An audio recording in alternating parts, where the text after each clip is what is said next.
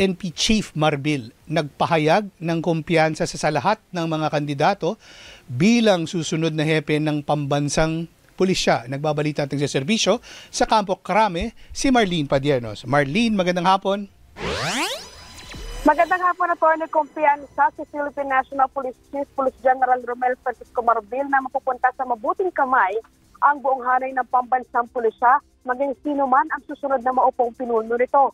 Ito ang inihayag ni Marbil sa harap ng nalalapit na pagkatapos ng kanyang extension sa panunungkulan bilang hepe ng PNP sa Hunyo 7.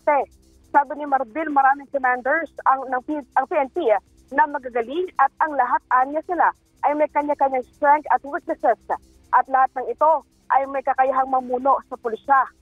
Gayunpaman ay pinaubayan na ni Marbil kay Pangulong Ferdinand Marcos Jr.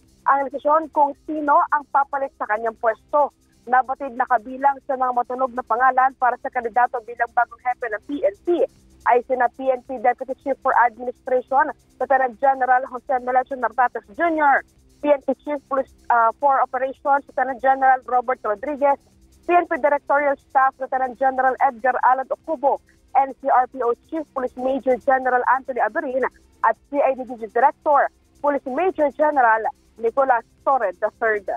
Kaserbisyo mo sa Campo Crame, Marlene Padiernos, para sa Teleradyo Serbisyo at Radyo 630. Marlene, bulong mo naman sa akin maya-maya kung sinong napupusuan dyan na ipapalit ha. Kahit ano lang, sa Viber ko lang. Name names mo na yan, Marlene. For sure, alam ni Marlene yan.